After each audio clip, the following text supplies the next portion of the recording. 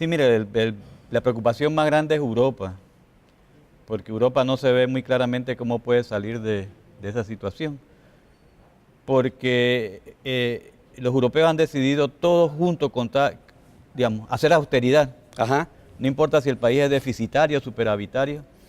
Y cuando uno hace eso, lo que ocurre es que la demanda efectiva cae y la economía cae. O sea, creo que los alemanes se están equivocando, porque los alemanes son superavitarios y deberían de hacer más gastos para compensar otros países como Italia o España que tienen que hacer menos gastos. Pero están todos metidos en la idea de que por ahí van a salir. Incluso Standard & Poor's, que es una empresa tradicional, ha dicho que esa es una política equivocada. O sea, Totalmente equivocada. el problema es cómo nos llega eso a nosotros. ¿Quién gana en medio de toda esta situación? ¿China, por ejemplo? Bueno, China tiene un problema también con Europa porque es uno de sus socios comerciales importantes. Ajá. Se ve afectado. Se ve afectado. O sea, China incluso se está pensando que China había apretado un poco la política monetaria, buscando no sobrecalentar su economía, sentían un poco de inflación. Empezaron a crecer también un poco menos y la esperanza ahora es que China dé un paso atrás y flexibilice su política monetaria para crecer internamente e impulsar al resto de los países, porque no le está yendo bien en las exportaciones. Porque, digamos, si China es un país exportador en alguna medida, digo, en gran medida, entonces si no funciona la economía mundial, ellos no exportan. Lo traigo precisamente a colación este tema, profesor Juanjo Bané, para caer al plano nacional, porque sin duda Panamá a la larga puede que se vea afectada por esta situación internacional. Pero bien, hablemos del tema de la canasta básica, Sí. que es lo que le preocupa a ese pueblo que nos está viendo, profesor Juanjo Bané. ¿Qué está pasando con la canasta básica? Bueno, mire, esto efectivamente el año pasado cerró casi que con 6% de inflación.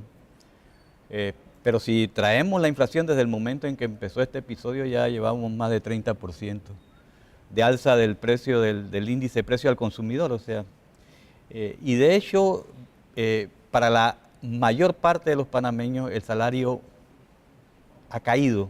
O sea, puede ser que la gente tenga más monedas en sus manos, pero la capacidad adquisitiva ha bajado. Esa es una paradoja que se ve bien clara en el informe económico de la CEPAL referente al 2011. Ajá. O sea, la economía creció según la CEPAL probablemente en 10.5%. Es un crecimiento extraordinario. Pero cuando uno va a ver el salario medio que le pasó, bueno, la capacidad adquisitiva del salario medio, del panameño medio, para ponerlo de alguna otra manera, cayó en 2%. Entonces la economía crece, pero la capacidad adquisitiva de los trabajadores ¿Cómo baja. interpretamos el hecho, por ejemplo? El gobierno plantea un tema muy concreto, dice, ha sido el salario mínimo más alto de la historia de este país para beneficio de los trabajadores versus realmente lo que usted se encuentra en un supermercado a la hora de comprar. Bueno, mira, yo creo que hay dos problemas aquí. Un primer problema, y lo estamos viendo porque yo podría pronosticar que va a haber más presión salarial por lo siguiente. Hay personas que están por arriba del salario mínimo, pero igual los ha afectado la inflación. Y esa afectación de la inflación, digamos, les llega, o sea, la gente tiene que pagar más cara la comida, más cara el combustible, las piezas de automóviles, por ejemplo. Entonces, estos sectores que están incluso por arriba del salario mínimo van a empezar a buscar la manera.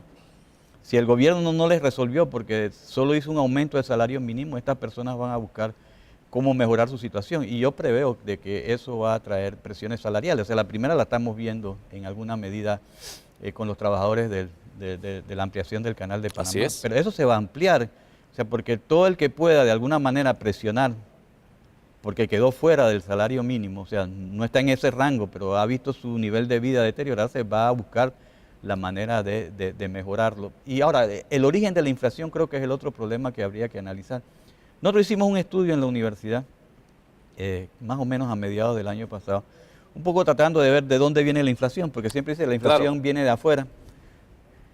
Y entonces hicimos una regresión, se llama, entre el índice de precios al consumidor en Panamá y el precio del petróleo, que sería el que dominaría la inflación mundial. Así es. Y logramos explicar la mitad de la inflación aproximadamente. O sea, que la otra mitad no estaba explicada. Entonces introducimos unas variables para tomar también en cuenta en el análisis lo que sería la especulación.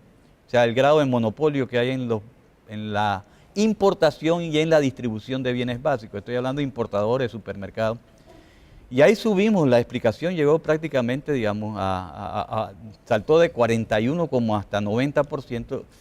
Y A grosso modo, eso lo que nos dice es que la mitad de la inflación, entonces esta que estamos viviendo, puede provenir del mercado mundial, pero la otra mitad viene del control oligopólico y monopólico, si se quiere llamar así también, que tienen ciertos sectores sobre las cadenas de distribución de bienes básicos, bienes salariales, alimentos, bienes que son útiles para la población asalariada.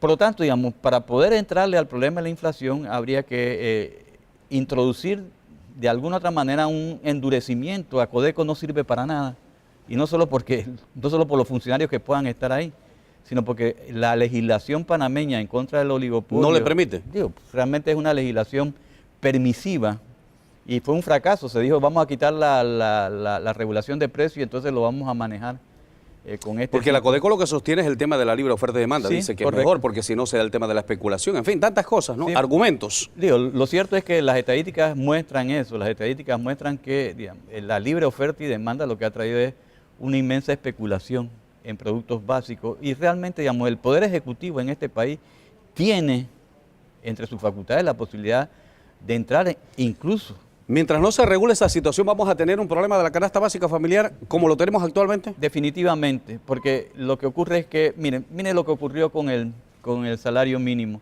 Ni siquiera esperaron a que el salario mínimo estuviera vigente.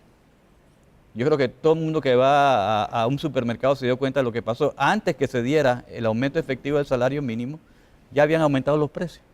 Eso fue una realidad. Entonces, aumentó la carne, aumentó la leche y bueno, y por allí va ese tren. Así, entonces, digamos, tiene que ser una compensación al trabajador, pero, digamos, algo que detenga. Porque si no, no se compensa una cosa con la Así otra. es, así Podremos seguir aumentando los salarios mínimos en este país, Así es. pero si por otro lado se están disparando los precios, Así es. entonces no hay una compensación real. Y al la gente ciudadano. que está un poquito más allá del salario mínimo empieza a ver deteriorada también su situación, sin ninguna compensación. Entonces, digamos, eso trae estas presiones que estamos observando.